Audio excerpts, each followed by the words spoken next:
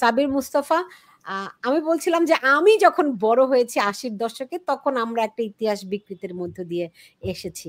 আমরা কি এখন আবার সেরকম একটি ৮০-র দশকে ফিরে যাচ্ছি? খুব ইন্টারেস্টিং প্রশ্ন, কারণ আমি দেশের বাইরে ছিলাম ৭৩ সাল থেকে ৮৮ সাল পর্যন্ত। ৮৮ সাল যখন আপনি মানে বড় হচ্ছিলেন ওই সময়ে। তো ৭৩ সালে তো আমি বাংলাদেশ মানে ৭২-৭৩ আমি দেখে গেছি।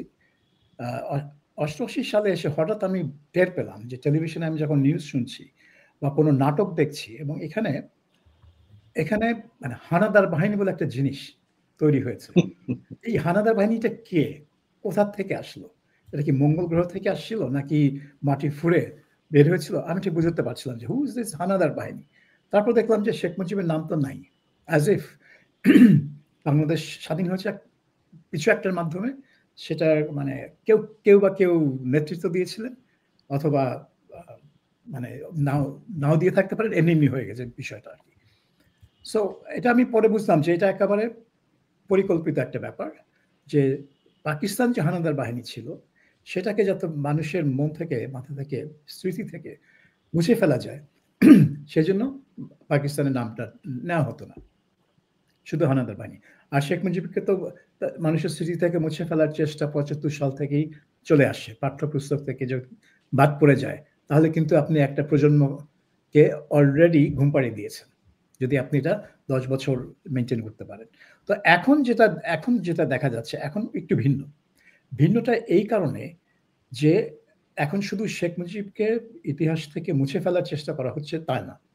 এখন হচ্ছে একটা হিংস্র আক্রমণ তাকে লক্ষ্য করে, যেটা কিন্তু আমি ৮০-র দশকে দেখিনি। এরকম হিংস্র আক্রমণ আগে দেখিনি।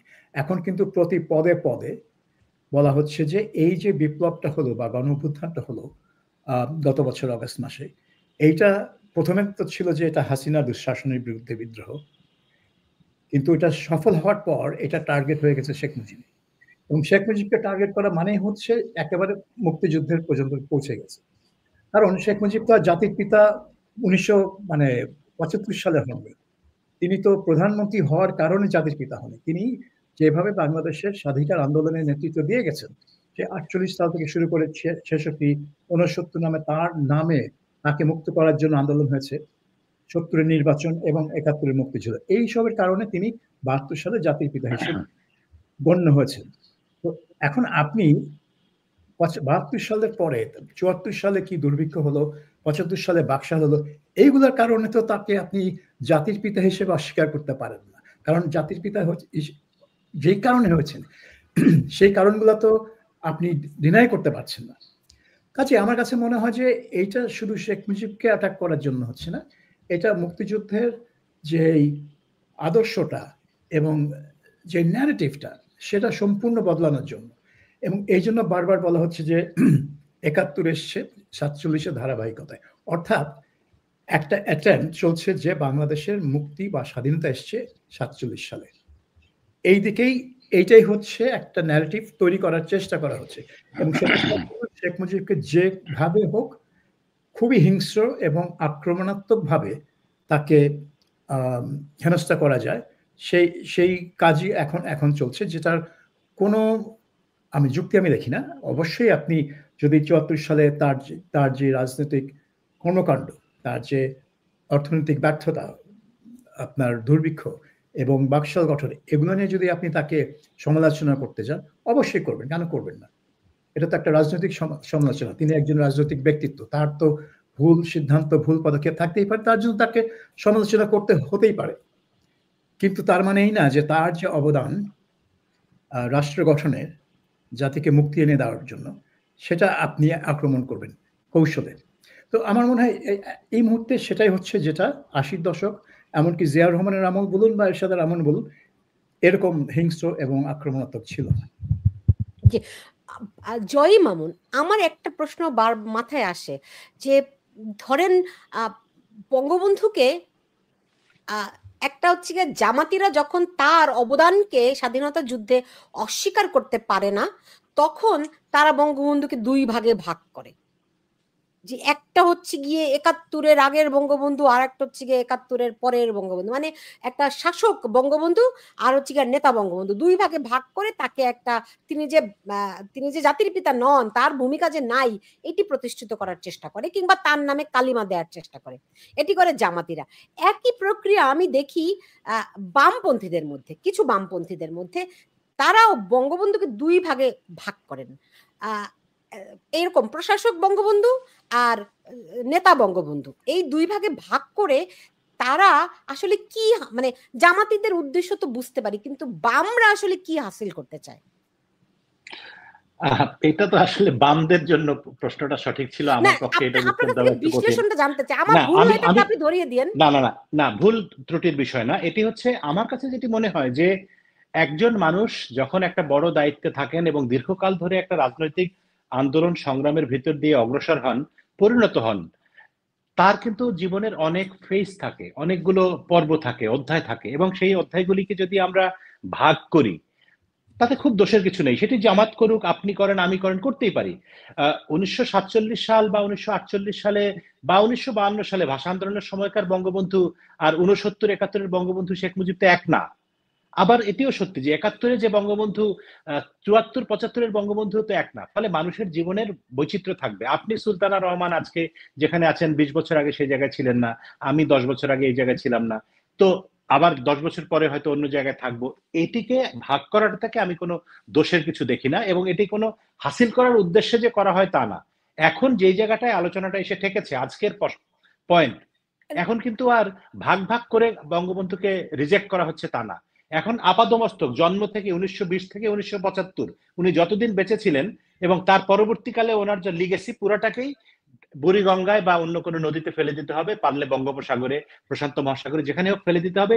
এটিই কিন্তু এখনকার ন্যারেটিভ, এখনকার বয়ান। এখন আর ভাগ করে হ্যাঁ 71 পর্যন্ত আমরা মানি উনি বড় নেতা ছিলেন, এই কথা গত 1 বছর ধরে কেউ বলেনি বা বলছে না, বা বলার মতো প্রয়োজন তারা মনে করে না। এটা তখন বলতো, ততক্ষণ পর্যন্ত বলতো যতক্ষণ পর্যন্ত দেশে একটা গণতান্ত্রিক আবহ ছিল, যে যতক্ষণ পর্যন্ত বাংলাদেশে আওয়ামী লীগ ক্ষমতায় ছিল বা ক্ষমতার বাইরে থাকলেও আওয়ামী লীগের একটা কণ্ঠস্বর ছিল। কিন্তু এখন এই 5ই আগস্টের অভ্যুত্থান বলেন, বিপ্লব বলেন, সরকার পরিবর্তন বলেন, যাই বলেন, আন্দোলন, এই ঘটনার পরে তো শুধু যে শেখ হাসিনা দেশ ত্যাগ করেছেন তা তো না, পুরো আওয়ামী লীগ মাটির সাথে মিশে গেছে। প্রকৃতপক্ষে আওয়ামী লীগের কোনো ভয়েস নেই। আওয়ামী লীগ বলে যে বাংলাদেশে কোনো কিছু কখনো ছিল সেটি মনেই হয় না কোথাও।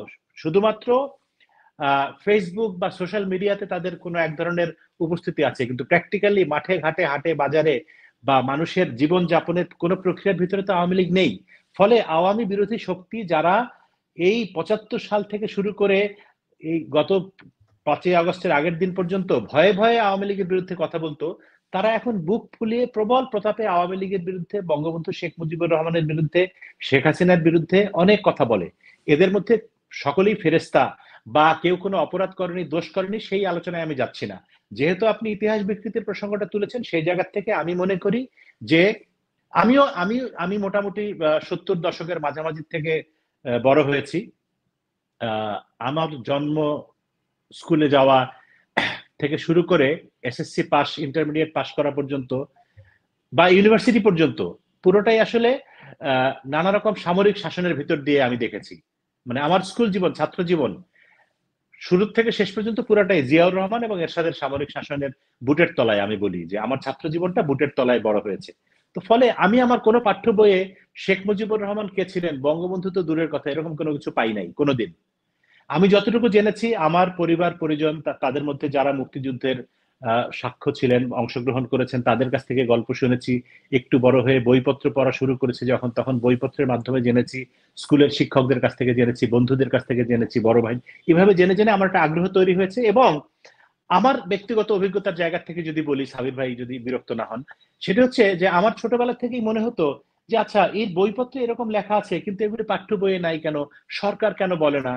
আমি বিদেশি ছোটবেলা থেকে ওই যে বিদেশি রেডিও টেলিভিশন এগুলি শুনতাম, দেখার চেষ্টা করতাম, ওই রেডিওতে চিঠি লিখে ওখান থেকে আবার ক্যালেন্ডার পাঠাতো, এরকম ভারতে কি বলে উদয়, সোভিয়েত ইউনিয়নের পত্রিকা উদয়ন, এগুলি পড়তাম, সেগুলিতে একরকম লেখা, আর বাংলাদেশের পত্রিকা আর এক রকম লেখা। এগুলি নিয়ে খুব ছোটবেলা থেকে আমার ভিতরে নানা রকম কনফ্লিক্ট তৈরি হতো, এবং এই কনফ্লিক্টই কিন্তু আমাকে আসলে জানার আগ্রহ তৈরি করে যে আসলেই বাংলাদেশের মুক্তিযুদ্ধে কি হয়েছিল, বঙ্গবন্ধু শেখ মুজিবুর রহমান কে ছিলেন, কি ছিলেন, কেন তাকে খুন করা হলো ইত্যাদি ইত্যাদি জানতে জানতে আমার ভিতরে যে কৌতূহলটা তৈরি হয়েছিল, এবং সেটাই আমাকে আসলে মুক্তিযুদ্ধের প্রতি, বঙ্গবন্ধুর প্রতি বা বাংলাদেশের স্বাধীনতা যুদ্ধের প্রতি আগ্রহী করে তোলে।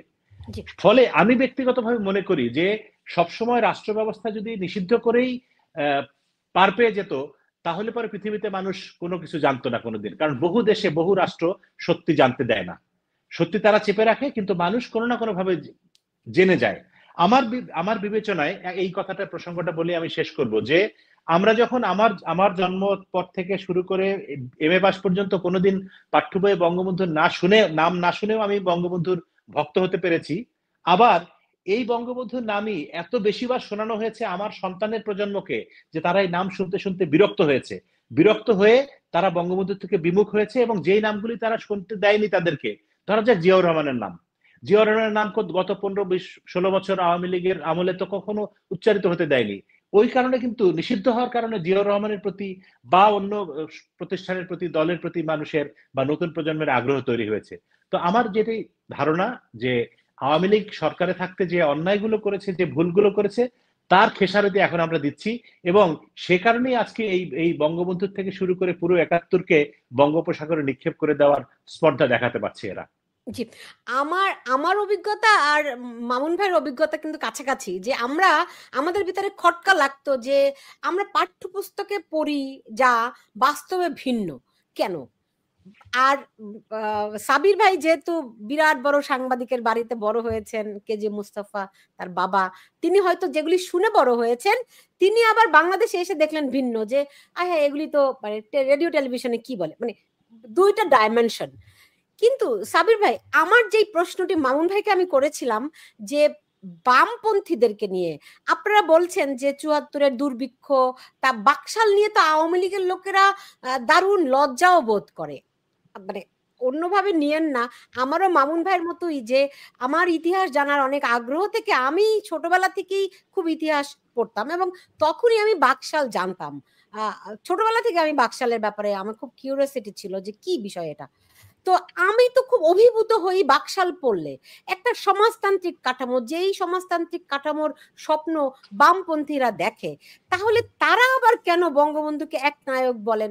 তাহলে তারা কেন আবার বঙ্গবন্ধুর বাকশাল নিয়ে প্রশ্ন তোলেন এবং বলেন তিনি ব্যর্থ? আমি কোনো এখনো পাই না।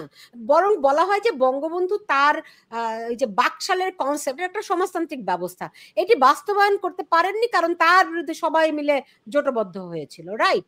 তো তাদের উদ্দেশ্য, মানে ওই সময়ের বামপন্থী আর এখনকার বামপন্থী পার্থক্য দেখেন কিনা? সাবির ভাই, আনমিউট করতে হবে আপনার। জি, এখন বামপন্থী বলতে আপনি কাদেরকে বোঝাচ্ছেন সেটা একটা বিষয়, কারণ আমি সব বামপন্থী কিন্তু এক না, রাইট? মানে জেনারেলি বামপন্থী বলতে আমরা যা বুঝি আর কি।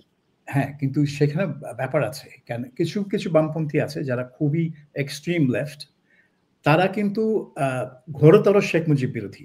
আবার কিছু বামপন্থী আছে এমনকি কমিউনিস্ট, যারা আর কি মানে ট্র্যাডিশনালি মস্কোর সাথে অ্যালাইন ছিল, তারা কিন্তু আবার শেখ মুজিবের প্রতি একটা সহানুভূতি তাদের আছে।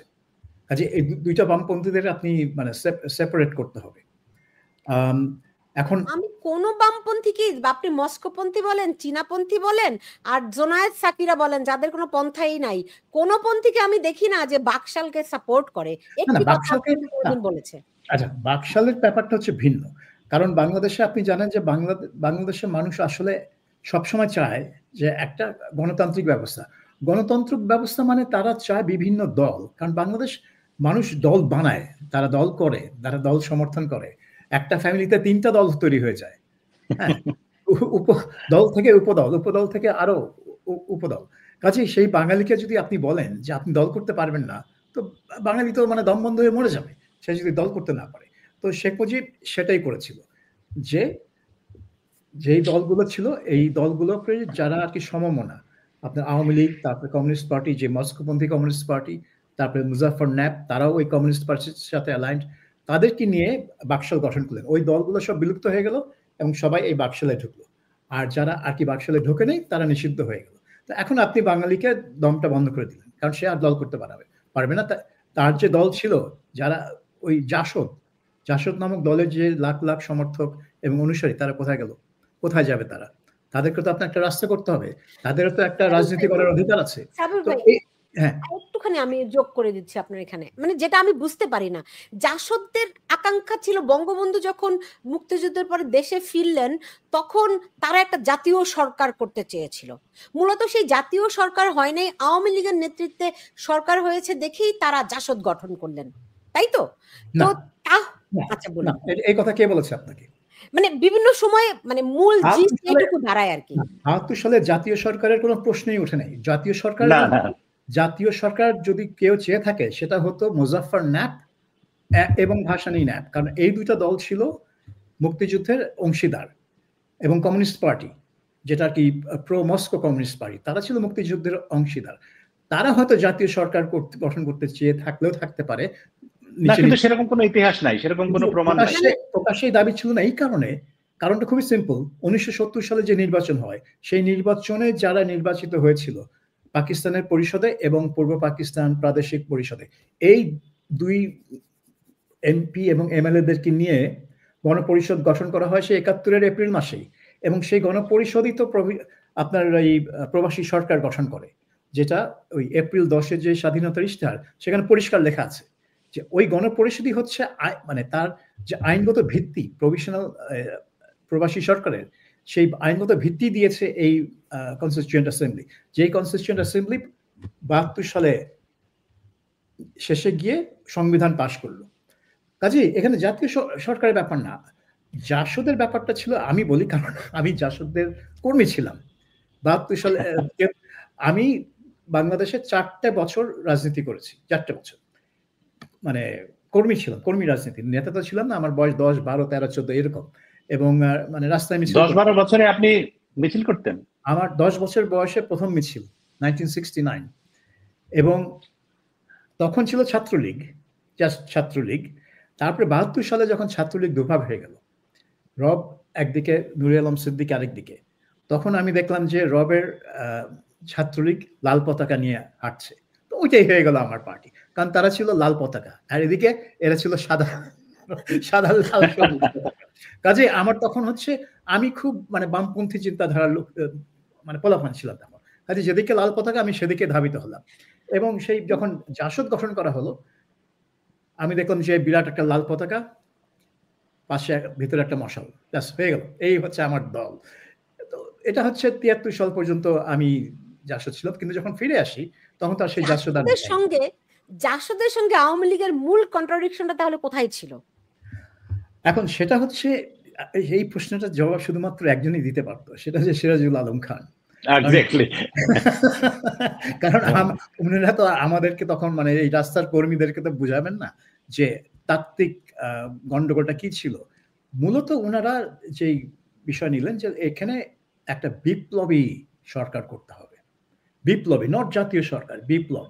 তারা মনে করছেন যে বাংলাদেশে বিপ্লব হয়েছে, যদি এটা বিপ্লবী না হয় সরকার, তারা এইটাকে বিপ্লবে রূপান্তরিত করবে। বৈজ্ঞানিক সমাজতন্ত্র মন্ত্র নিয়ে আসলেন তারা। এবং সাবির ভাই আমি একটুখানি বলি, আমি আসলে জাতীয় সরকার বলতে বিপ্লবী সরকার কি বলেছি, হ্যাঁ ওইটা একটুখানি মানে ইনস্ট্যান্টলি মাথার মধ্যে সমস্যা হয়ে গেছে। যাই হোক, এই যে বিপ্লবী সরকার, তো বাকশালী তো ছিল সেই বিপ্লবী সরকারের কনসেপ্ট। না বাকশাল, না বাকশাল একদমই না। বাকশাল কি ছিল? মানে তারা চেয়েছিল, বাকশাল ছিল না। সাবির ভাই বলুক, আমার বোঝার ভুল থাকলে আপনারা ধরিয়ে দেন। আপনি দেখেন এটা কিন্তু বাকশাল, আপনি যদি ওই সময়কার পৃথিবী দেখেন, ওই সময়কার পৃথিবীতে কিন্তু বিভিন্ন দেশে এরকম একটা ঘটনা ঘটেছে যে স্বাধীনতার পর এখানে যারাই সোভিয়েত ইউনিয়নের সাথে মিত্র ছিল, সোভিয়েত ইউনিয়নের কিন্তু এটা একটা মন্ত্র ছিল যে এই উপনিবেশ থেকে বেরিয়ে এসে যেসব দেশ স্বাধীন হয়েছে তাদেরকে ওই দেশের যত গণতান্ত্রিক এবং বুর্জোয়া মধ্যবিত্ত শক্তি থাকবে জাতীয়তাবাদী, তাদেরকে এক হয়ে একটা দল, জাতীয় দল হিসেবে দাঁড়াতে হবে। এবং আপনি দেখেন পূর্ব ইউরোপে যত দেশ ছিল যেখানে সোভিয়েত ইউনিয়নের নিয়ন্ত্রণে, ঠিক ওই কাজই তারা করেছে, কিন্তু বিভিন্ন দল নিয়ে তারা একটা দল করেছে, ওয়ান পার্টি। এবং আফ্রিকাতে একই কাণ্ড হয়েছে, কিন্তু বাংলাদেশে ঠিক এই কাণ্ডটাই হয়েছে। এবং এটাই হতে যাচ্ছিল, সেটি ব্যর্থ হওয়ার কারণেই না আজকে এত সমালোচনা। কিন্তু এটা সফল হলে হয়তো চিলির মতো অথবা বলিভিয়ার মতো অথবা সোভিয়েত ইউনিয়ন খোদ সোভিয়েত বলশেভিক পার্টির মতো হয়তো দাঁড়িয়ে যেত। কিন্তু শেখ মুজিবুর রহমান, তার পরিবার, অন্যান্য নানা রকম ইস্যু আছে, সেই সব কারণে। আর সাবির ভাই যে কথাটা একটু আগে শুরুতে বলছিলেন, সেটি সবচেয়ে গুরুত্বপূর্ণ, যে বাংলাদেশের মানুষ আসলে দল করতে পছন্দ করে। আমাদের অনেক দল থাকবে, আমি এক দল, আমার ভাই আর এক দল, আমার ভাতিজা আর এক দল, আমার চাচা আর এক দল, আমরা মারামারি করব, চাঁদাবাজি করব, এটা সেটা করব, মানে এটা একটা উৎসব ব্যাপার আর কি রাজনীতির মধ্যে। তো এক পার্টি করলে সবাই এক, চীনের মতো, হ্যাঁ চীনের মতো, সোভিয়েত ইউনিয়নের মতো রাজনীতির জায়গা বাংলাদেশ না। এখানে বহু দলীয় গণতন্ত্র থাকবে, অথবা গণতন্ত্রের নামে হোয়াটএভার থাকবে, যেখানে আমরা অনেক কথা বলতে পারবো, অনেক মারামারি করতে পারবো, অনেক চাঁদাবাজি করতে পারবো, অনেক খাওয়া দাওয়া করতে পারবো। এটি হচ্ছে বাংলাদেশের গণতন্ত্রের প্র্যাকটিস, একদম পাকিস্তান আমল থেকে যতটুকু জানি। কিন্তু বঙ্গবন্ধুকে বিরাট ভালোবাসি, বুঝছেন? তো সেজন্য আমি আবার একটা জিনিস বুঝতে পারি না, যে বঙ্গবন্ধু আমাদের জাতিকে, বাঙালি জাতিকে যতভাবে বুঝেছিলেন, এর চেয়ে ভালো কেউ বুঝেছে বলে আমার মনে হয় না। তো তারপরে তাইলে আমরা যে দলাদলি করতে পছন্দ করি, বঙ্গবন্ধু ওই জায়গাটা বুঝতে পারলেন না কেন? আপনি একটা জিনিস দেখেন, বঙ্গবন্ধু তার পুরো রাজনৈতিক ক্যারিয়ার, তার মতাদর্শ কি ছিল? তার মতাদর্শ তো একদলীয় শাসন ছিল না। তার মতাদর্শ ছিল ওই ব্রিটিশ সিস্টেমটা, ওয়েস্টমিনিস্টার। তিনি আসলে জাতীয়তাবাদী নেতা ছিলেন। মানে শাসন ব্যবস্থাটা কি? জাতীয়তাবাদ তো তার আদর্শ হতে পারে, শাসন পদ্ধতিটা ছিল ব্রিটিশ সিস্টেম, পার্লামেন্টারি ডেমোক্রেসি, সেটাই ছিল তার।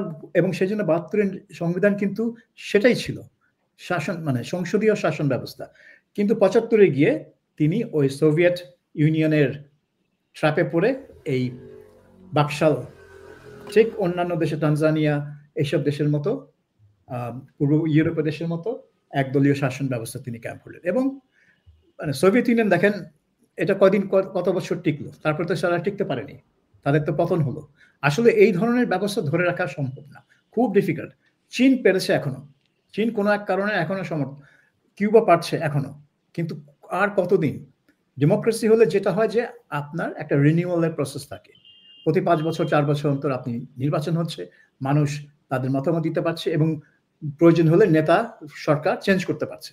কিন্তু যখনই আপনি সেই রাস্তাটা বন্ধ করে দিবেন, তখন তো একটা কি বলবো, একটা বিস্ফোরণমুখ অবস্থা তৈরি হতে থাকে। রাইট। মামুন ভাই, আরেকটা জিনিস বলতে পারেন কিনা? ধরেন এই যে সাবির ভাই বলেন, সবাই বলে যে বঙ্গবন্ধু একটা একদলীয় শাসন ব্যবস্থা কায়েম করেছিলেন। আপনি তো একটা জিনিসকে নানান ভাবে বলতে পারেন, হ্যাঁ?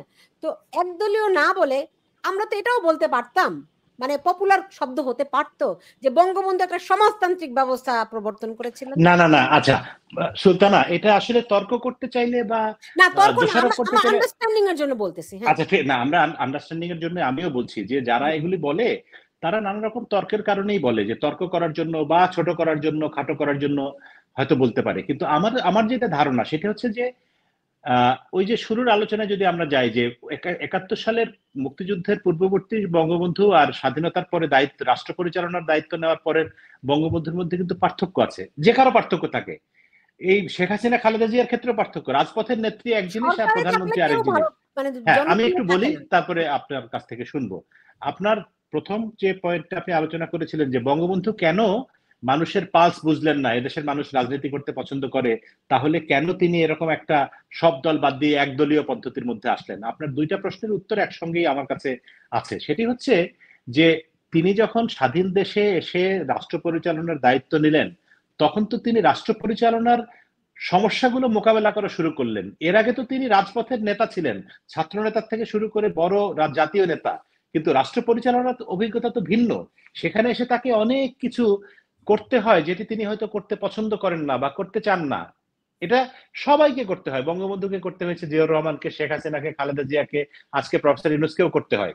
সেরকম একটা জায়গায় এসে তখন পৃথিবী দুই ভাগে বিভক্ত, একটা হচ্ছে মার্কিন যুক্তরাষ্ট্রের বলয়, আর একটা হচ্ছে সোভিয়েত ইউনিয়নের বলয়।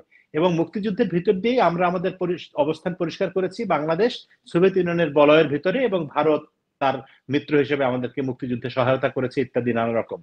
তো তাদের পরামর্শের বাইরে গিয়ে এককভাবে বঙ্গবন্ধুর তখন কিছু করার সুযোগ ছিল না, কারণ তার তো একটা বড় শত্রু মার্কিন যুক্তরাষ্ট্র, এবং তার পুরো ইউরোপ থেকে শুরু করে অনেক চীন থেকে শুরু করে অনেক বড় বড় শক্তি তার প্রতিপক্ষ। তাকে তো একটা শক্ত মুরব্বী লাগবে, বা একটা অভিভাবক লাগবে, বা কারো একটা হাত ধরতে হবে, যে আমি যেন বিপদে না পড়ি, আমাকে পড়ে গেলে আমাকে হাতটা ধরো। সেই জন্য তিনি মার্কিন যুক্তরাষ্ট্রকে অ্যাভয়েড করে সোভিয়েত ইউনিয়নের পক্ষ অবলম্বন করেছেন এবং তখন ওদেরই পরামর্শে এই বাকশাল ব্যবস্থা প্রতিষ্ঠা করার চেষ্টা করেছেন। এবং এখন এই যে আমরা একদল বলে ছোট করার চেষ্টা করছি, আমরা যখন এক দেশ বলি তখন তো ছোট মনে হয় না। আমরা এক বাংলাদেশ, কোনো সমস্যা হয় শুনতে? তাহলে এক দল শুনতে সমস্যা হবে কেন? সোভিয়েত ইউনিয়ন বা এই যে চীনে এক পার্টি চলছে না, পৃথিবীর বহু দেশ বা ওই মধ্যপ্রাচ্যের দেশগুলিতে তো কোনো পার্টি নাই, রাজনীতি নাই, এক এক জায়গায় এক এক রকমের সংস্কৃতি থাকে রাজনৈতিক। বাংলাদেশের রাজনৈতিক সংস্কৃতিটা আসলে ভিন্ন ছিল, কিন্তু ওই সময়ের বাস্তবতা বঙ্গবন্ধুকে সেই জায়গা থেকে টেনে নিয়ে এমন একটা বিপদ সংকুল পথে ফেলেছিল যেখান থেকে তিনি নিজেও ফিরতে পারেননি, দেশকেও ফেরাতে পারেননি এবং অবশ্যম্ভাবীভাবে তার চরম পরিণতি তিনি ভোগ করেছেন জীবন দিয়ে, পুরো পরিবার দিয়ে, এবং বাংলাদেশ ভোগ করেছে, আজকে আমরা এখনো ভোগ করছি। এবং সেটি নিঃসন্দেহে ওই সময়কার ঘটনা প্রবাহেরই কিন্তু ফল পরবর্তী ৭৫ এবং তারপরে ৭৬, ৭৭, ৭৮, ৮২ সালের এরশাদের সামরিক শাসন ইত্যাদি। এবং বড় করে না বলে যদি বলি যে ৯১ সালে আমাদের সামনে একটা সুযোগ তৈরি হয়েছিল যে একটা স্বাধীনতার ৭১-এর মূল চেতনায়, যে চেতনা নিয়ে মানুষ মুক্তিযুদ্ধে গিয়েছিল, যে স্বপ্ন নিয়ে গিয়েছিল, সেই স্বপ্নের বাংলাদেশ গড়ার একটা সুযোগ ৯১ সালে তৈরি হয়েছিল। কিন্তু সেটিও আমরা আমাদের এই দুই নেত্রীর বা দুই প্রধান দলের জাতীয় ভেতরের ঐক্যের অভাবে সেটি আমরা সম্ভাবনাটিকে আর কাজে লাগাতে পারিনি, বরং বিভেদ বেড়েছে, দ্বিধা বেড়েছে, তারপরে তো সংঘাত বেড়েছে, মারামারি বেড়েছে এবং অবিশ্বাস বেড়েছে। এবং রাজনীতি একটা চরম, এখন একটা, যে সাবির ভাই শুরুতে বলছিলেন যে এখন তো একটা ধ্বংসাত্মক জায়গায় চলে গেছে। আগে তো দুজন রাজনীতিবিদ দুই দলের হলে দেখা হলে কথাবার্তা বলতো, হাতে হাত মিলাতো, গলাগলি করতো, আত্মীয়তা হতো, বিয়ে শাদী হতো অমুকের ছেলের সাথে অমুকের মেয়ের। এখন তো সেগুলিও কল্পনা করা যায় না। এখন তো মনে হয় যে সবাই পেছনে ছুরি নিয়ে বসে থাকে যে কখন একটা অন্য দলের লোককে পাওয়া যাবে এবং পিছন দিক থেকে ছুরি বসিয়ে দেওয়া হবে। এই হচ্ছে বাংলাদেশের রাজনৈতিক বাস্তবতা। জি, সাবির ভাই, ধরেন আমার ধারণা যে যদি বাকশাল কায়েম করা যেত, প্রতিষ্ঠিত করা যেত, বাংলাদেশে অর্থনৈতিক সমৃদ্ধি দারুণ হতো। যাই হোক, যেটা হয় নাই সেটা বাদ তো বাদই। তো বঙ্গবন্ধু যে ঐক্যমত্য জাতিকে একত্রিত করতে পারলেন না, এখন আমরা দেখি বাংলাদেশে ঐক্যমত্য কমিশন গঠিত হয়েছে। আমরা জাতি হিসেবে আকাঙ্ক্ষা করি যে আওয়ামী লীগ, বিএনপি সবাই মিলে একটা ঐক্যবদ্ধভাবে দেশ পরিচালনা করবে। মানে এই সব কথা আমরা বলি কেন তাহলে? মানে শুনতে ভালো লাগে দেখে, শুধুই কি তাই? ঐক্যের ব্যাপারে একটা আমি ছোট একটা গল্প বলি। আওয়ামী লীগের একজন এমপি ছিলেন কর্নেল শওকত আলী। শওকত আলী, হ্যাঁ, মুক্তিযুদ্ধের একজন সেক্টর উপকমান্ডার বোধহয় ছিলেন। তো পরবর্তীকালে ডেপুটি স্পিকার হয়েছিলেন উনি। হ্যাঁ, উনাকে আমি ইন্টারভিউ করেছিলাম 1992 তে বোধহয়। একটা কর্নেল শওকত অনেক গফু আর কি। হ্যাঁ, ওটা তো বিএনপির, ওটা কর্নেল শওকত বিএনপি, শওকত আলী। ইনি হচ্ছেন অনেক লম্বা এবং সাদা চুল ছিলেন। যাই হোক, আমি ইন্টারভিউ করেছিলাম 1992 তে এবং এই প্রশ্নটা আমি করেছিলাম যে মুক্তিযোদ্ধাদের মধ্যে ঐক্য আপনারা ধরে রাখতে পারলেন না কেন? তখন সে আমাকে ইন্টারেস্টিং জবাব দিয়েছিল যে দেখেন, 1971 যখন যুদ্ধ হয় তখন বিভিন্ন লোক বিভিন্ন অবস্থান থেকে এক জায়গায় এসেছিল, কারণ লক্ষ্য ছিল একটাই, পাকিস্তান হানাদার বাহিনীকে পরাস্ত করা যুদ্ধের মাধ্যমে। দেশ স্বাধীন হয়ে গেছে, তারপর ওই লোকগুলা যে যার অবস্থানে ফিরে গেছে। ঐক্য থাকবে কেন? মুক্তিযোদ্ধাদের মধ্যে ঐক্য তো শুধু মাত্র একটা কারণেই হবে, যুদ্ধের কারণে। যুদ্ধ শেষ, দেশ স্বাধীন, এখন তো তারা যে যার জায়গায় ফিরে গেছে, এখন হয়ে গেছে রাজনীতি। রাজনীতিতে তো সেভাবে ঐক্য আপনার হবে না, কারণ আপনারা বিভিন্ন দিক থেকে বিভিন্ন মতামত নিয়ে আসছেন, বিভিন্ন আদর্শ নিয়ে আসছেন। এবং আজকে দেখেন 54 বছর পর বাংলাদেশ কিন্তু এখনো ঠিক হয়নি যে বাংলাদেশের এই যে রাষ্ট্রের আদর্শটা কি, তার মূল নীতি কি, তার মূল আদর্শটা কি, তার মূল্যবোধটা কি, এটা কিন্তু এখনো আমরা ঠিক করতে উঠতে পারিনি। আমরা বলতে আপনারা বোঝাচ্ছি আর কি, মানে বাংলাদেশ আর কি, বাংলাদেশ। কারণ শুরু হয়েছিল একভাবে, তারপর ওটা পাল্টে গেল 75-এ, আবার এটা ফিরে আনার চেষ্টা করা হলো হাসিনা যখন 96 এবং 2009 আবার নির্বাচিত হলেন। এখন আবার ওটাকে অন্যভাবে দেখা হচ্ছে এবং এই যে সংস্কার কমিশনগুলো কাজ করছে, তারা আবার নতুন করে সংবিধানের নতুন জিনিস ঢোকানোর চেষ্টা করছে। কাজে এখনো কিন্তু আমরা এক ধরনের হযবরল অবস্থায় আছি বাংলাদেশ। যে রাষ্ট্রটা কিন্তু একদিকে রাষ্ট্রটার ভবিষ্যৎ নিয়ে কোনো চিন্তা নেই, ভবিষ্যৎ ইন দ্য সেন্স যে তার যে স্বাধীনতা, তার যে স্বাধীন অস্তিত্ব, সেটা কোনোভাবে বিঘ্নিত হবে এই ভয় কিন্তু কেউ করছে না। কিন্তু রাষ্ট্রের এই স্বাধীন রাষ্ট্রের ভেতরে যে অস্থিতিশীলতা, সেটার পিছনে কারণই হচ্ছে যে 2-3 ধরনের রাজনৈতিক চিন্তাধারা একভাবে সাংঘর্ষিক পর্যায়ে চলে গেছে। সাংঘর্ষিক পর্যায়ে আগেও ছিল, একজনকে না একজনকে বিজয়ী হয়ে প্রতিষ্ঠিত হতে হবে, কিন্তু বাংলাদেশে সেটা সম্ভব হচ্ছে না। কেউ সেভাবে নিজের আদর্শকে দেশের আদর্শ হিসেবে প্রতিষ্ঠা করতে পারছে না। এইটা একটা বড় সমস্যা, যার ফলে আপনার কিছুদিন পর পরই আপনার এই জিনিসটা আসবে যে কে এই ইতিহাস বিকৃত করবে, সে ওই ইতিহাস বিকৃত করবে। একবার আমার মনে আছে, আমি যখন বাংলাদেশের সাংবাদিকতা করতাম, ডেইলি স্টারে ছিলাম, এক কলিগকে বলেছিলাম যে আওয়ামী লীগ আর বিএনপির মধ্যে একটা ভালো কম্প্রোমাইজ হয়ে যেতে পারে, বাংলাদেশি বাঙালি। আচ্ছা ঠিক আছে, বাংলাদেশের রাষ্ট্র, আমরা বাংলাদেশি, আওয়ামী লীগ সেটা মেনে নিক, কিন্তু বাংলাদেশি জাতির পিতা হতে পারে শুধুমাত্র শেখ মুজিব, কারণ তিনি তো বাংলাদেশের প্রতিষ্ঠাতা। তো বিএনপি অ্যাকসেপ্ট করে নিক। ধরেন বাংলাদেশি হোক, বাঙালি হোক, হ্যাঁ, এখন ধরেন আমার এথনিসিটি বাঙালি, এথনিসিটি, আমি জাতীয়তাবাদের কথা বলছি। জাতীয়তাবাদ তো আসে এথনিসিটি দিয়ে, রাইট? আপনি এটা কি দিয়ে বলবেন? আমরা সবাই বাংলাদেশি। আপনি যদি ভারতে আপনি আপনার জাতীয়তাবাদ এথনিসিটি থেকে আসে না। ভারতে দেখেন কত এথনিসিটি থেকে আসে, ভারতে কত এথনিসিটি, কিন্তু তাদের জাতীয়তা একটাই, তারা ভারতীয়। ধরেন সাবির ভাই, ধরেন আমি আমেরিকায় থাকি, ধরেন আমি আমেরিকান, এটা আমার ন্যাশনালিটি, রাইট? কিন্তু আমার এথনিসিটি কি? আমি বাঙালি। হ্যাঁ, দেন আমার কি আপনি বাংলাদেশি বললে আমার এথনিসিটি বোঝা যায়? আপনার জাতীয়তা হচ্ছে আমেরিকান। এক্স্যাক্টলি, আমার জাতীয়তা আমেরিকান, আমার এথনিসিটি হচ্ছে গিয়ে আমি বাঙালি। এথনিসিটি ভিন্ন জিনিস। ভারতে আপনি মারাঠি পাবেন, পাঞ্জাবি পাবেন, বাঙালি পাবেন, সবই পাবেন, কিন্তু তারা ভারতীয়, রাইট? বাংলাদেশে আপনি বাঙালি পাবেন, ত্রিপুরা পাবেন, চাকমা পাবেন, ত্রিপুরা পাবেন। আচ্ছা, এই তর্কটা আসলে বৃথা। আমার মনে হয় যে আমরা মূল যে আলোচনার মধ্যে ছিলাম সেইখানে যদি একটু আসি। সরি, আমি ইন্টারাপ্ট করলাম। ঐক্যমত্য কমিশন নিয়ে কথা হচ্ছিল, এবং এটি খুবই গুরুত্বপূর্ণ একটি বিষয় যে 1971 সালে বঙ্গবন্ধু মুক্তিযুদ্ধের আগে 7ই মার্চের ভাষণে আমরা বুঝি বা দেখি যে তখন তার একটি আঙুলের ইশারায় পুরো জাতি উঠত বসত, মানে জাতিকে তিনি এতটাই ঐক্যবদ্ধ করতে পেরেছিলেন, এবং তার নামে, তার ডাকে শেখ মুজিবের পথ ধরো, বাংলাদেশ স্বাধীন করো, এইসব স্লোগান দিয়ে মুক্তিযুদ্ধ হলো। ভালো কথা। তার মানে তিনি জাতির সকলের নেতা ছিলেন, মানে তাকে যারা পছন্দ করতেন না তাদেরও নেতা ছিলেন, কারণ বিকল্প কোনো দ্বিতীয় তৃতীয় ব্যক্তির কথা, নাম, চিন্তা কারো মাথায় তখন আসেনি। ভালো কথা। তিনি যখন 2 বছর স্বাধীনতার পরবর্তী 2 বছর 2.5 বছরের মাথায় জাতিকে আর সেই ঐক্যের জায়গায় ধরে রাখতে পারলেন না, এবং তার পরবর্তীকালে আরো যারা নেতা নেত্রী এসছেন, শেখ হাসিনা, খালেদা জিয়া বা জিয়াউর রহমান, এরশাদ, অনেকেই তো বাংলাদেশের রাষ্ট্র ক্ষমতায় এসছেন, কেউ কিন্তু আর জাতিকে ওই ঐক্যের কাছাকাছিও নিতে পারেনি, বরং দিন যত গেছে সেখানে ডিভিশন আরো বেড়েছে। এখন বাংলাদেশে ঐক্যমত্য কমিশনের নামে যে একটা কমিশন বা যে একটা প্রক্রিয়া চলছে বাংলাদেশে, সেখানে তো আরো ভয়ঙ্কর সব ঘটনা ঘটছে। তারা ঐক্যমত্য কমিশন এমন কিছু একটা করতে যাচ্ছে যেখানে বাংলাদেশের 30 to 40% মানুষের কোনো ধরনের কোনো রিপ্রেজেন্টেশন, মতামতের চিন্তাও করা হচ্ছে না। আমি বলছি, বাংলাদেশের রাজনৈতিক বাস্তবতায় আওয়ামী লীগ একটা রাজনৈতিক শক্তি। আপনি 71 সালের কথা যদি বাদও দেন, আজকেও যদি একটা সুষ্ঠু নিরপেক্ষ নির্বাচন হয়, আওয়ামী লীগ তো কিছু ভোট পাবে, সেটা 20%, 30%, যে কোনো একটা পার্সেন্টেজ তো ভোট পাবে। আমি বলছি না তারা 70-80% ভোট পেয়ে বিপুল সংখ্যাগরিষ্ঠতা নিয়ে রাতের ভোটের মতো ক্ষমতায় চলে যাবে, কিন্তু সেই জনগোষ্ঠীকে আপনি উপেক্ষা করছেন, এটি তো হতে পারে না। আওয়ামী লীগের নেতৃত্ব, শেখ হাসিনা অপরাধ করেছেন, শেখ হাসিনা বিচার করেন। ওবায়দুল কাদের অপরাধ করেছেন, অপরাধ করলে প্রমাণ করেন, আদালতে বিচার করেন। কিন্তু আওয়ামী লীগ ইটসেলফ একটা পলিটিক্যাল পার্টি।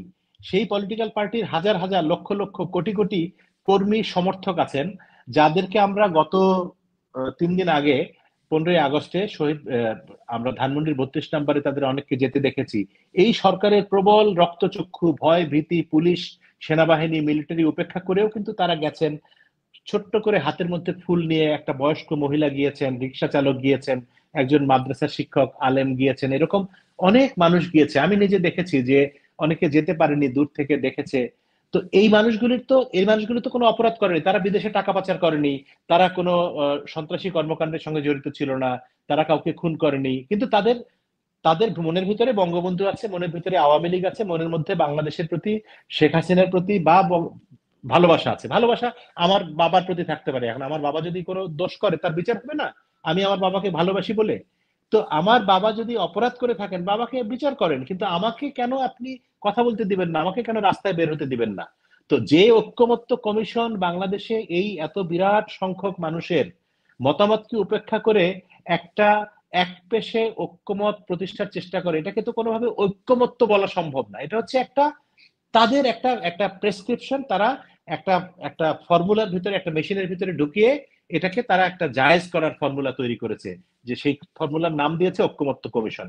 আসলে এই ঐক্যমত্য কমিশনের উদ্দেশ্য হচ্ছে ৭২-এর সংবিধানকে নাকচ করে, খারিজ করে এমন কিছু একটা ঢুকানো, যার মাধ্যমে ওই যে সাবির ভাই শুরুতে বলছিলেন যে বাংলাদেশের অভ্যুদয় হয়েছে আসলে ৭১-এর না, ওটা ৪৭-এর ভিতর দিয়ে, ৪৭-এর ধারাবাহিকতায় ৭১, এবং মূল স্বাধীন আমরা হয়েছি আসলে ২৪-এ এসে, এবং সেটাই হচ্ছে আমাদের আসল স্বাধীনতা। এই উদ্দেশ্য নিয়ে এই রাজনীতির যে বয়ান, এই বয়ান শব্দটাও আজকাল নতুন করে আমরা শুনতে পাচ্ছি, আগে এই সব শব্দ কম ব্যবহৃত হতো। কারণ আমিও তো সাবির ভাইয়ের কাছাকাছি না হলেও দীর্ঘদিন ৯১ সাল থেকে বাংলাদেশে সাংবাদিকতা করি, সেই হিসাব করলে তো ৩৪ বছর মোটামুটি হলো। তো এইরকম রাজনৈতিক বয়ান কখনো শুনি নাই যে একটা দলকে, গোষ্ঠীকে একদম বাদ দিয়ে, হ্যাঁ, আওয়ামী লীগের আমলে যেটি হয়েছে যে জামাত ইসলামের রাজনীতি নিষিদ্ধ করে তাদের দলকে নিষিদ্ধ করা হয়েছিল, সেটির একটা ভিন্নতর বাস্তবতা ছিল।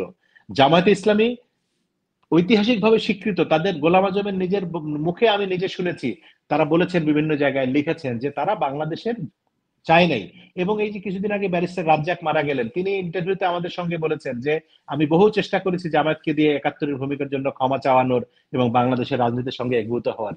তো সেই বাস্তবতার সঙ্গে তো আপনি আওয়ামী লীগের বাস্তবতাকে মিলাতে পারবেন না। আওয়ামী লীগ অনেক লোককে হত্যা করেছে, আওয়ামী লীগের সরকারের সময় পুলিশ হত্যা করেছে, বিডিআর হত্যা করেছে, বা অন্যরা হত্যা করেছে, মিলিটারি হত্যা করে থাকতে পারে।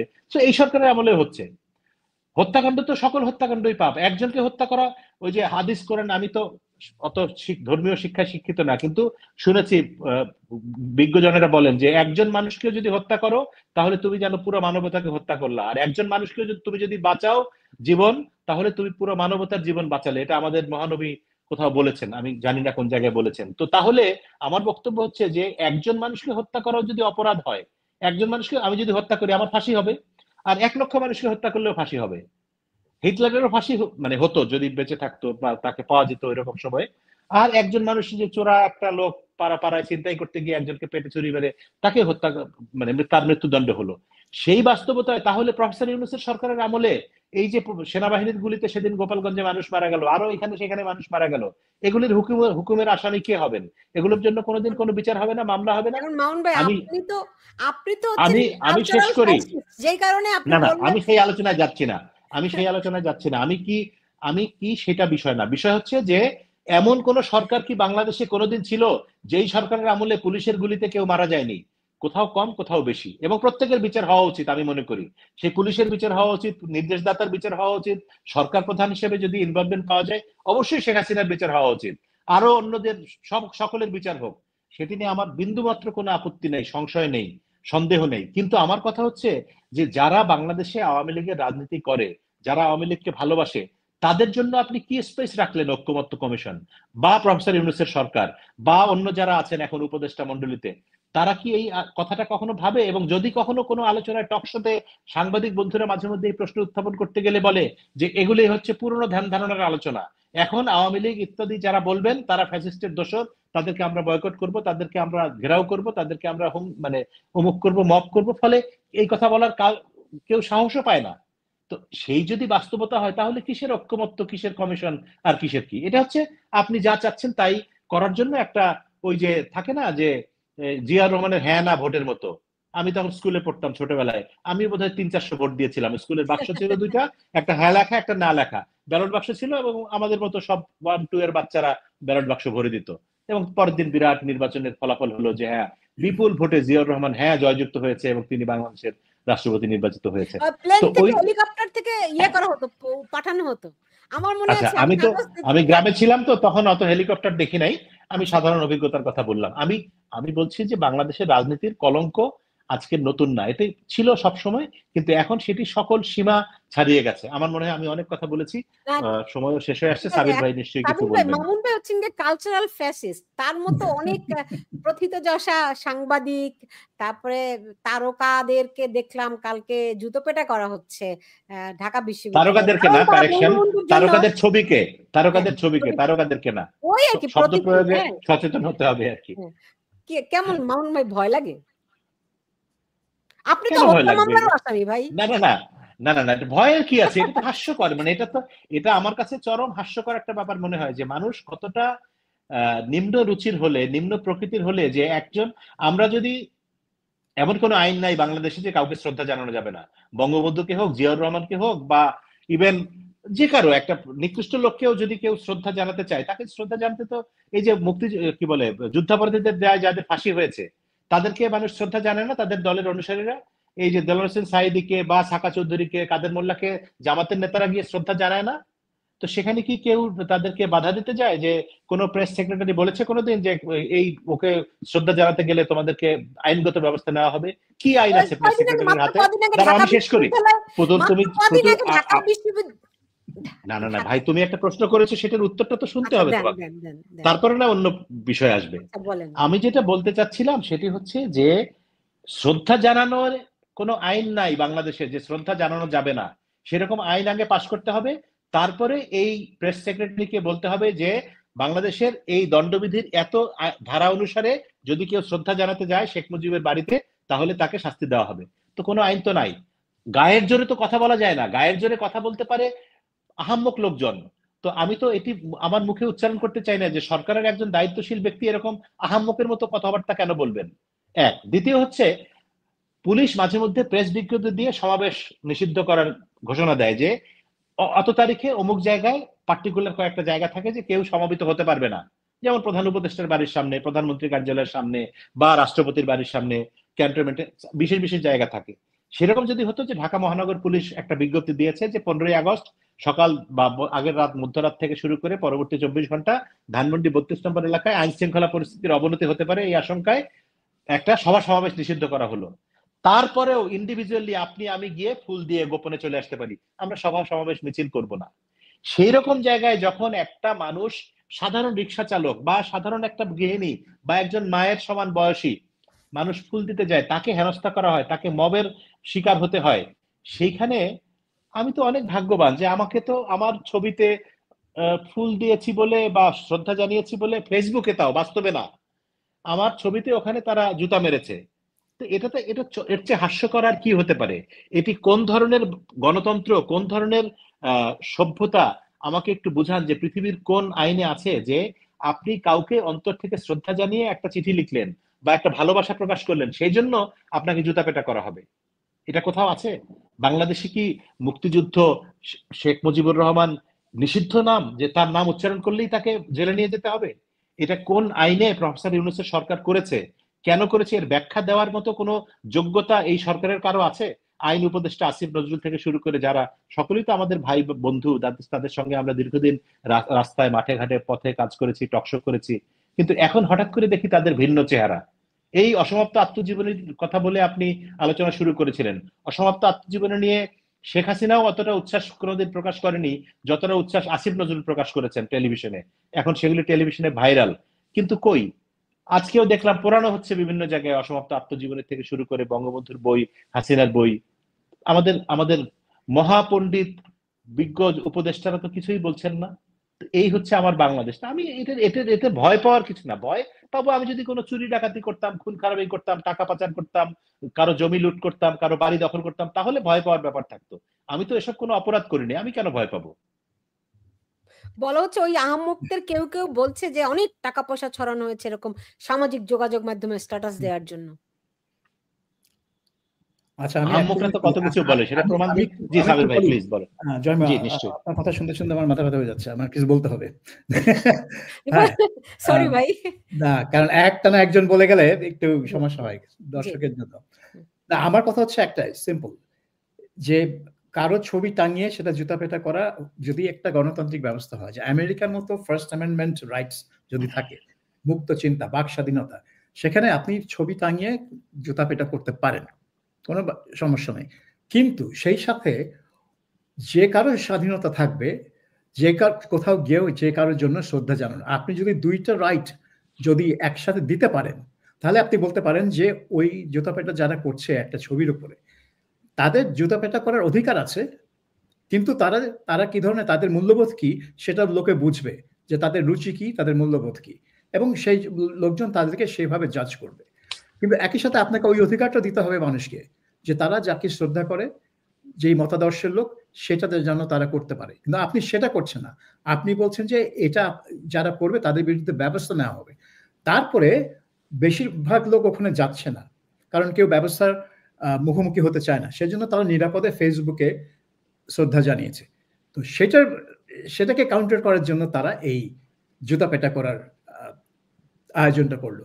এখন এখানে সবচেয়ে ভয় হচ্ছে যে বাংলাদেশে গত ১ বছরে যেটা হয়েছে, যে এরা যাদেরকে জুতা পেটা করবে ছবিতে, এদের কেউ প্রকাশ্যে যদি পায় এইসব লোকজনকে, তখন ফিজিক্যালি অ্যাটাক করতে পারে। কারণ এখানে কোনো নিরাপত্তা নেই, এখানে কোনো পুলিশ কোনো ব্যবস্থা নেবে না।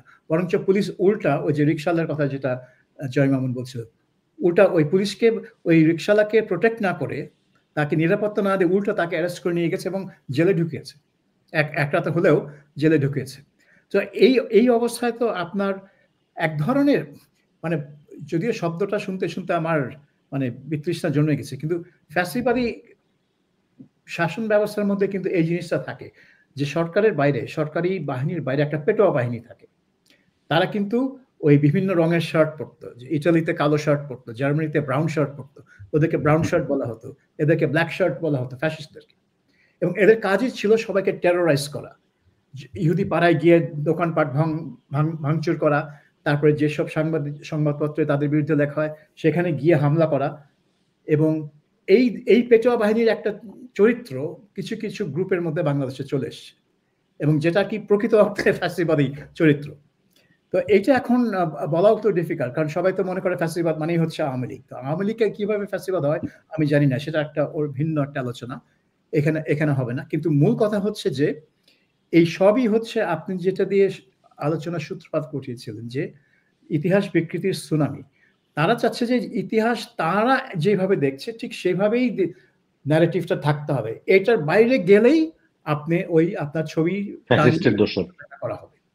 এবং এই আজকে জুতা পেটা করা হচ্ছে ছবিটা, এবং এটা থেকে, এবং যখন এটা কেউ প্রতিবাদ করছে না, মানে সরকারের দিক থেকে, কর্তৃপক্ষের দিক থেকে কেউ প্রতিবাদ করছে না, তখনই তারা মনে করবে যে ওই লোকটাকে যদি আমি সামনে পাই, তখন তাকে লাঠি পেটা করার একটা অনুমতি তার হয়ে গেছে।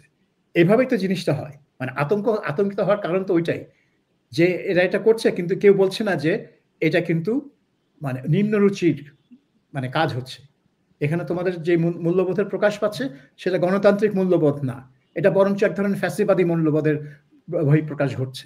এটা তা কেউ তাদেরকে বলছে না, ইউনূস তো বলছে না, সরকারের কেউ বলছে না।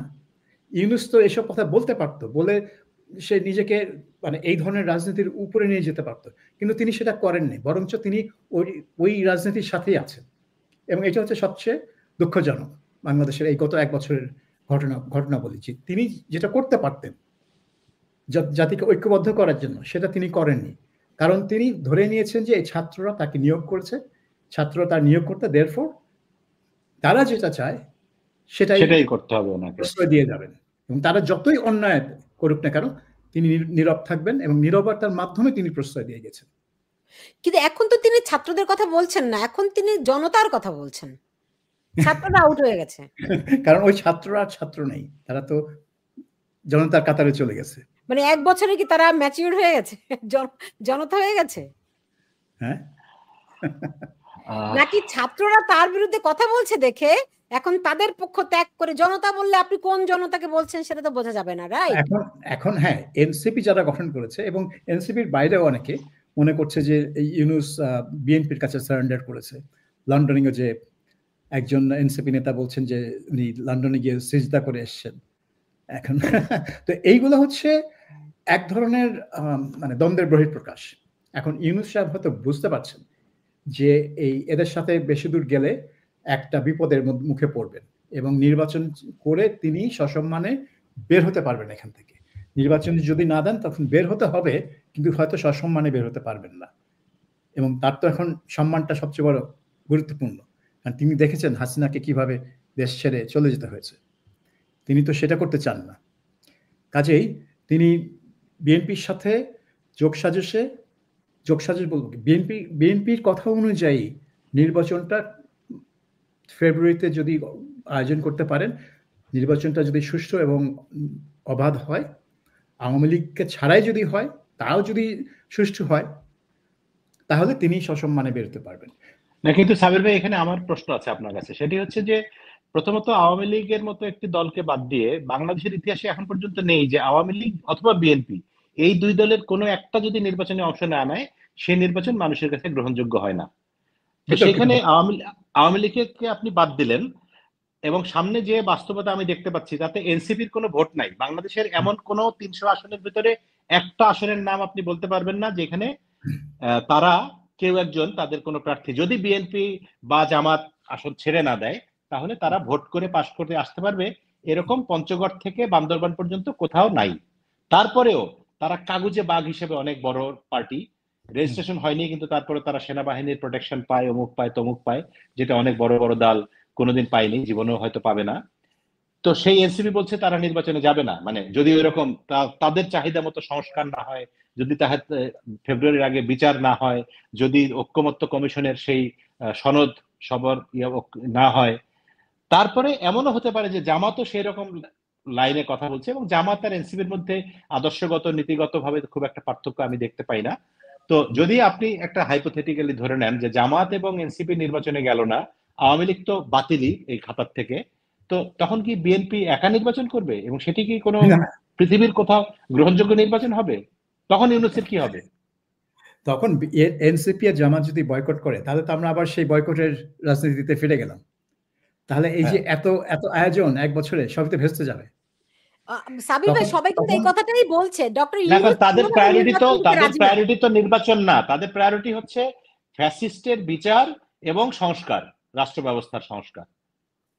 এখন সমস্যা হচ্ছে যে নির্বাচন যদি তারা প্রায়োরিটাইজ না করে এবং বিএনপি যদি ইনসিস্ট করে নির্বাচনের উপর, কিন্তু এরা যদি বয়কটের হুমকি দেয়, যার ফলে নির্বাচন একটা মানে তখন কিন্তু অন্য বিষয় চলে আসে যে এই সরকার ব্যর্থ, এই সরকারের পতন হবে, এবং এই সরকারের পতন হলে কি হবে, এবং ওর এই অন্তর্বর্তী সরকারের বদলে কোন ধরনের আরেকটা অন্তর্বর্তী সরকার আসবে, সেটা হচ্ছে সবচেয়ে বড় মাথা ব্যথা। অনেকেই বলছে যে রাষ্ট্রপতিকে পরিবর্তন করা হইতে পারে, নতুন একটা সরকার আসবে, ডক্টর ইউনূসের অধীনে নির্বাচন হবে না, অনেক কথা কিন্তু এখন মানে বাতাসে ঘুরছে সাবির ভাই। এবং একটা জিনিস ঘুরছে যে এই আজকে প্রেসিডেন্ট শাহাবুদ্দিনের ছবি রিমুভ করা হচ্ছে মিশন থেকে, কালকে তাকে রিমুভ করা হবে বঙ্গভবন থেকে, এবং সেখানে ইউনূস সাহেবকে রাষ্ট্রপতি করে তারপরে নির্বাচন করে বিএনপি ক্ষমতায় আসলেও রাষ্ট্রপতি যাতে ইউনূস থাকেন, এবং ওই জুলাই সনদে আপনার রাষ্ট্রপতি ক্ষমতা বৃদ্ধি করা হয়েছে। হ্যাঁ, রাষ্ট্রপতি প্রধানমন্ত্রীর ক্ষমতার ভারসাম্য তৈরি করে রাষ্ট্রপতির হাতে প্রচুর ক্ষমতা থাকবে। কাজেই এই একটা চিন্তা ভাবনা অনেকের মাথায় থাকতে পারে যে ইউনূস সাহেব যদি প্রেসিডেন্ট হয়ে যান, বিএনপি নির্বাচন করে সংসদে সংখ্যাগরিষ্ঠতা পাবে এবং তাদের প্রধানমন্ত্রী হবে, কিন্তু আমাদের লোক বেশ কিছু ক্ষমতা নিয়ে প্রেসিডেন্ট থাকবে। সো ওইটা হবে মানে ভবিষ্যৎ দ্বন্দ্বের একটা রেসিপি, মানে বাংলাদেশ স্থিতিশীল হবে, মানে দ্বন্দ্ব লেগেই থাকবে। আপনার বদরুদ্দোজাকে হজম করতে পারেনি খালেদা জিয়া, প্রেসিডেন্ট শাহাবুদ্দিন যাকে শেখ হাসিনা সেই সিঁড়ি দিয়ে দৌড় দিয়ে গিয়ে প্রেসিডেন্ট বানানোর জন্য আহ্বান জানান, তাকে শেষমেশ তার সাথে কিন্তু গন্ডগোল হয়ে গেল, আবু সাইদের সাথে শেখ মুজিবের গন্ডগোল হয়ে গেল। কাজেই প্রেসিডেন্টের সাথে প্রধানমন্ত্রীর গন্ডগোল কিন্তু হয়, আর এখানে তো মানে একেবারে হওয়ার একটা ক্ষেত্র তৈরি করে দেওয়া হচ্ছে, আগে থেকেই তৈরি আছে ক্ষেত্র। তার মানে কি আমরা ভবিষ্যতে এরকম দেখতে পাচ্ছি যে ধরেন ডক্টর ইউনূসের নেতৃত্বে বা ডক্টর ইউনূস প্রেসিডেন্ট, সেই নেতৃত্বে এনসিপি এক ধরনের ক্ষমতার ভাগাভাগি করছে বিএনপির সঙ্গে, যেখানে প্রধানমন্ত্রী তারেক রহমান থেকে দেশ শাসন করবে, ব্যাপারটা কি এরকম দাঁড়াচ্ছে? হ্যাঁ, মানে ইউনূস যদি প্রেসিডেন্ট হন, তার মানেটা কি হবে? ইউনূসের রাজনৈতিক ক্ষমতার খুঁটিটা কোথায় থাকবে? তার তো কোনো দল নাই, তখন এনসিপি আবার তার নিয়োগকর্তা, তার নিয়োগকর্তারাই তার রাজনৈতিক শক্তির ক্ষতি হয়ে দাঁড়াবে। কিন্তু সেই পথে গেলে এটা শুধু বর্তমান না, ভবিষ্যতের জন্য প্রবলেম অবশ্যই ক্রিয়েট করবে। তো সেই ক্ষেত্রে আমার ধরেন মনে হয় এটা নিয়ে এখনই এত কিছু কল্পনা না করাই ভালো। না কল্পনা করার দরকার আছে মামুন ভাই। দরকার কেন? এই কারণে তাইলে আমি দেখতে পাচ্ছি জামাত হচ্ছে কি বিরোধী দল, এবং এখন যদি দেখি যে এখন এই মুহূর্তে 3টা স্টেক হোল্ডার আছে, রাইট? ধরেন ডক্টর ইউনূসের নেতৃত্বে এনসিপি, জামাত তো জামাতি, আর ইসলামিক দলগুলো, জামাতের নেতৃত্বে ধরেন ইসলামিক দলগুলো, আর হচ্ছে গিয়ে বিএনপি। না জামাত, সব ইসলামিক দল জামাতের নেতৃত্বে আসবে না। আচ্ছা, আলাদা, তারা যাই হোক, চরমনাই আলাদা, কত রকম আছে আলাদা। ওকে, ইন দ্যাট কেস ধরেন জামাত এবং এনসিপি এখন যে তারা নির্বাচন চায় না, এটা কি এক ধরনের গেমের পার্ট কিনা, যে আমরা নির্বাচন চাই না কিন্তু তারপরে আমরা গেলাম? না গেমের পার্ট কেন হবে? এটা তো একদম বাস্তব, কারণ তারা তো প্রকৃতপক্ষে জানে যে জামাত যত পৃথিবীর শ্রেষ্ঠ নির্বাচনও যদি হয় ফেয়ার, তারপরে জামাত কি 10% ভোট পাবে বাংলাদেশে? পাবে না তো। আর এনসিপি তো 1% কি 0.01% ভোটও পাবে না। ভাই আমার মনে হয় এইটা একটা কনসেপ্ট যে তারা 10% ভোট পাবে না, কিন্তু মেকানিজম ইলেকশন ইঞ্জিনিয়ারিং তো আমরা দেখেছি ভাই, যে আপনি এখন তাহলে তো আর ইলেকশন করার দরকার নাই, তাহলে ইঞ্জিনিয়ারিং করি আমরা। আমি তো ইলেকশনের কথা বলছি, ইঞ্জিনিয়ারিং এর কথা বলছি না। আমি বলছি যদি ইলেকশন হয়, ইঞ্জিনিয়ারিং করতে চাইলে এখন ইঞ্জিনিয়ারিং আমরা দেখছি, কিন্তু ইঞ্জিনিয়ারিং কিভাবে ধরা যায় সেই টেকনিকও তো আমরা জানি। এবং সেই রকম এখন ইলেকশন ইঞ্জিনিয়ারিং করে আপনি জামাতকে আপনি দেখাবেন যে সে 70% ভোট পেয়ে 230 আসন পেয়ে সংসদে নির্বাচিত হয়েছে। বাংলাদেশের মানুষ এত চদু এখন আর নাই যেগুলো খাবে। ফলে ওই ইঞ্জিনিয়ারিং এর গল্প বলে লাভ নাই। ভোট এদিক ওদিক করা সেটা উড়িয়ে দিচ্ছেন। দেখুন, প্রথমবারের মতো ঢাকা বিশ্ববিদ্যালয়ে শিবির পূর্ণাঙ্গ কমিটি ঘোষণা করেছে, এবং আমার ধারণা যেভাবে করে মেকানিজম ইঞ্জিনিয়ারিং দেখতে পাচ্ছি, তাতে করে জামাত ডাকসু জয় করবে, শিবির ডাকসু জয় করবে। সাবির ভাই, আপনার কি এখানে ভিন্ন মত আছে নাকি? তাইলে কেন ন্যাশনাল ইলেকশন আমরা ধরে নিচ্ছি যে জামাত খুব একটা সুবিধা করতে পারবে না? শিবির যদি ডাকসুতে ভিপি জিএস পদগুলো যেতেও, তার মানে এই না যে জামাত দেশে 30টা আসন পেয়ে যাবে, 300 মানে 150। কারণ আপনি দেখেন জাসদের যে ছাত্র সংগঠন, তারা কত পাওয়ারফুল ছিল ঢাকা ইউনিভার্সিটিতে। তারা পরপর যখন আবার ডাকসু নির্বাচন হতো, আখতারুজ্জামান, মান্না, এরা ভিপি জিএস ইলেক্টেড হতেন, কিন্তু জাসদ কি পারতো কোনো একটা আসন, নৌকা ছাড়া একটা আসন জিততে নির্বাচনে পারতো না। তো আমার মনে হয় যে শিবির একটা অবস্থান সৃষ্টি করেছে, তারা ছাত্রলীগের ভিতরে গিয়ে ছাত্রলীগের ছদ্মবেশে হেলমেট পরে ঢাকা বিশ্ববিদ্যালয় নিজেদের একটা অবস্থান ক্রিয়েট করেছে, এবং এই জুলাই আগস্ট আন্দোলনে তারা ওখান থেকে বেরিয়ে এসে একটা নেতৃত্বর মতো একটা স্থান তারা নিয়েছে। তো যার ফলে তারা ডাকসুতে একটা ভালো অবস্থান করতে পারে। যেরকম নুরুল হক নূর, তিনি 2018 সালে কোটা বিরোধী আন্দোলনের নেতৃত্ব দিয়ে ভিপি হিসেবে নির্বাচিত হলেন, স্বতন্ত্র হয়েও, কোনো দল ছিল না তার, এবং তখন ছাত্র দলের প্রতাপ সারা ক্যাম্পাসে, কিন্তু শিবিরের সমর্থন ছিল নূরের প্রতি প্রবলভাবে। শিবিরের যে 3টা যে কমিটি, তাতে করে সাদিক কায়েম ভিপি পদপ্রার্থী, এস এম ফরহাদ জিএস পদপ্রার্থী, মহিউদ্দিন খান এজিএস, 3টা প্রধান মানে টপ 3টা পজিশন, এরা তো ছাত্রলীগ থেকে আসা, সব ছাত্রলীগ থেকে আসে। এরা আবার 4 জন নারীকেও মনোনয়ন দিয়েছে, রাইট? দেখলাম। সো এটা খুব আশ্চর্যজনক হবে না, একজন চাকমাকেও, একজন আদিবাসীকেও, হ্যাঁ, কোটা ব্যবস্থা তারা পুনর্বহাল করেছে আর কি। আপনি একেবারে আপনারা যেভাবে করে 10% ভোট পাবেন না, এভাবে করে জাতীয় নির্বাচনে আমি বাজি ধরতে রাজি আছি যে কারোর সঙ্গে যে 10% ভোট জামাত পাবে না যদি নির্বাচন হয়, ইঞ্জিনিয়ারিং না। আপনি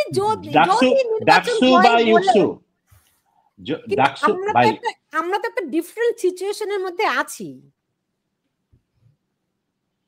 না। এখন সেই আলোচনা আমি কেন যাব, যে আমি ধরেই যদি নেই যে নির্বাচন হবে না, একটা কারসাজি করে কারচুপি করে, তাহলে শেখ হাসিনার কি দোষ ছিল? তাহলে শেখ হাসিনাই ভালো ছিল। আপনিও যদি চুরি করেন ভোট, তাহলে শেখ হাসিনার ভোট চুরিতে সমস্যা কি ছিল? মাঝখান দিয়ে এত ভাঙচুর হতো না, এত প্রাণহানি হতো না, এত মানুষ মরতো না, ছাত্র মরতো না, পুলিশ মরতো না, আপনি আমিও ভালো থাকতাম, এরাও ভালো থাকতো, শিবিররা হেলমেট পরে থাকতো। তো ভোটের কারচুপি যদি হয় তাহলে এত আন্দোলন, বিপ্লব, এগুলি এই আলোচনাগুলি বৃথা না। সেটা ধরে আমি কথা বলতেই রাজি না যে ভোটে কারচুপি হবে, ইঞ্জিনিয়ারিং হবে, এটা ধরে নিয়ে সেটা আমি মনে করি না যে সেটা এখন সম্ভব বাংলাদেশে। এত স্পর্ধা জামাতের বা ইউনূস সরকার কারচুপি করে তারা এনসিপি কে, জামাতকে ক্ষমতায় বসিয়ে দিবে, এত সাহস রাখে না।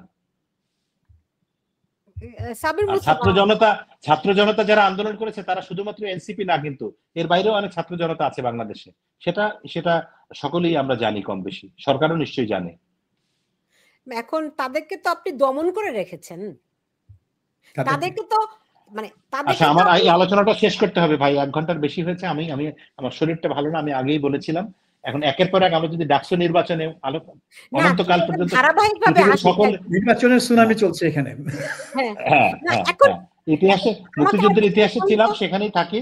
শেষ করি আমরা। বঙ্গবন্ধুর অসমাপ্ত আত্মজীবনী বঙ্গবন্ধু লেখেন নাই, মুক্তিযুদ্ধে 2000 লোক শহীদ হয়েছেন। হ্যাঁ, এই সমস্ত কথাবার্তা বলার উদ্দেশ্য, যদিও মামুন ভাই প্রথমেই খারিজ করে দিয়েছেন যে এগুলি হয় না, কিন্তু নতুন করে তাদের ইন্টেনশনটা কি সাবির ভাই? আমার কাছে মনে হচ্ছে যে এই গণঅভ্যুত্থানের 1 বছর পার হলো এবং 15ই আগস্ট দ্বিতীয়বার আসলো, এবং এই 15ই আগস্টে তারা হয়তো খেয়াল করছে যে মানুষের মধ্যে শেখ মুজিবের প্রতি শ্রদ্ধা দেখানোর প্রবণতাটা গত বছর অনেক অনেক বেশি, সেটা সামাজিক মাধ্যমে হোক, অন্য পরিসরে হোক, অনেক অনেক বেশি। তো এইটাকে কাউন্টার করার জন্য এই সব ফন্দি আঁটা হচ্ছে। হঠাৎ করে অসমাপ্ত আত্মজীবনী লিখেছেন অমুক পাটোয়ারি সাহেব, এবং এত টাকা দিয়ে এত ফ্ল্যাট পে, এবং সাথে সাথে দেখেন দুদক কিন্তু একটা তদন্ত ঘোষণা করে দিয়েছে ভেরি ফাস্ট। মানে এটা হচ্ছে একটা প্ল্যান দিয়ে যে এই গুজবটা ছাড়াও আমরা তার বিরুদ্ধে তদন্ত শুরু করে দেবো। কারণ দুদকের তদন্ত যদি বের হয় যে তিনি অবৈধভাবে ফ্ল্যাট পেয়েছেন, গাড়ি পেয়েছেন, টাকা পেয়েছেন, তাহলে তো এস্টাবলিশ যে কিসের জন্য পেয়েছেন, উনি অসমাপ্ত আত্মজীবনী লিখেছেন। তো এইটা করাই হয়েছে শেখ মুজিবকে কাউন্টার করার জন্য, তার প্রতি যে একটা মানে পুনরায় শ্রদ্ধার যে একটা প্রবণতাটা প্রকাশ পাচ্ছিল, সেটাকে কাউন্টার করার জন্য এই জিনিসটা। এবং সেই সাথে সাথে আরো অনেক ঘটনা ঘটছে শেখ মুজিবের ইতিহাস, যেটা আমি বলছিলাম যে খুব হিংসাত্মক আক্রমণ তার ওই লেগাসিকে লক্ষ্য করে, এই যেটা আগে আমি কখনো দেখিনি। বিএনপির আমল তো দেখিনি, এমনকি এরশাদের আমলও দেখিনি, যেটা এই সময় দেখছি। কাছে এইটা আমার মনে হয় যে এই শেখ মুজিবের প্রতি যে মানুষের শ্রদ্ধা, সেটা যাতে আর বাড়তে না পারে, বা অ্যাটলিস্ট সামহাউ এটাকে কাউন্টার করা যায়, সেই লক্ষ্য নিয়ে এটা করা হচ্ছে। জি, তো সেই লক্ষ্য কি সফল হবে মামুন ভাই? শেষ প্রশ্ন। কোন ষড়যন্ত্রই কখনো সফল হয় না। আপাতত মনে হতে পারে যে কিছুটা সফল, কিন্তু এন্ড অফ দ্য ডে এগুলো হয় না।